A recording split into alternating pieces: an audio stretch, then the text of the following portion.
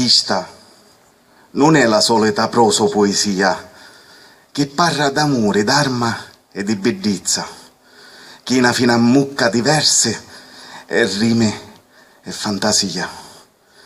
Questa è una vicenda che lassa scuro d'amarezza, tra la vucca assitata d'ansia e di sapere, e tinge lo cuore di scuro, di gelo e di freddezza. Sti giorno non voglio storiare, mesi di, piglio lo costume e corremo per lo mare.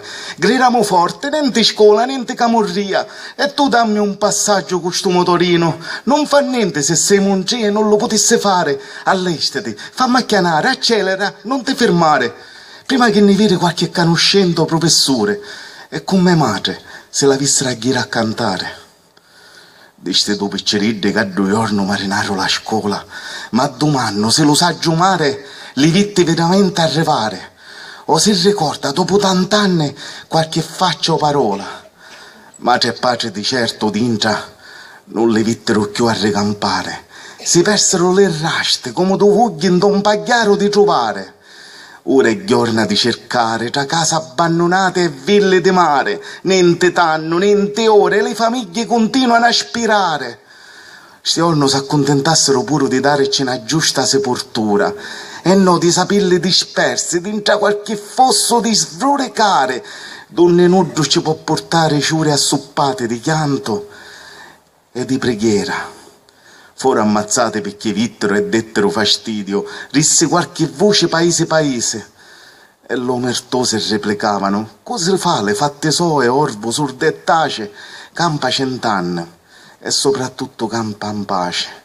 Ma quale uomo può stare zitto con sto grande piso d'intropetto, dopo averla ammazzate e dorvecate dentro qualche muretto, tenendo d'intrapedde una coscienza lorda e vacante di risetto, come fanno certi uomini a taleare le figlie dormire serene in to soletto.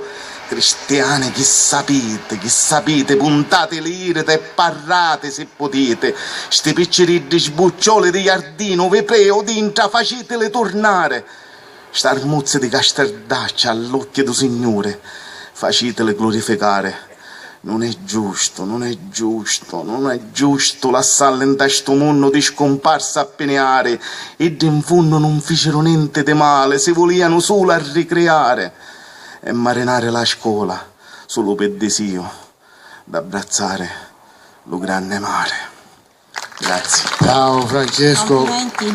Con questa storia vera. Legge allora, la motivazione, Vito? Verissima questa storia, me la ricordo, 92.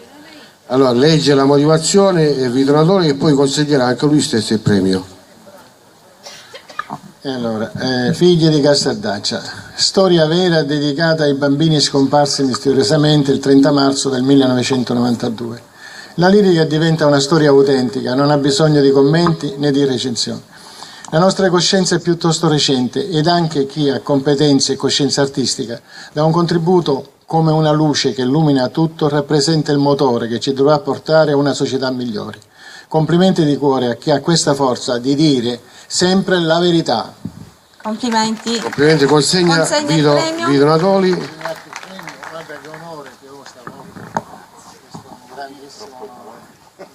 La foto di Rito.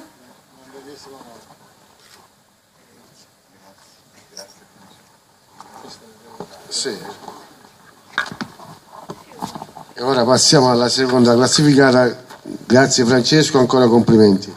Seconda classificata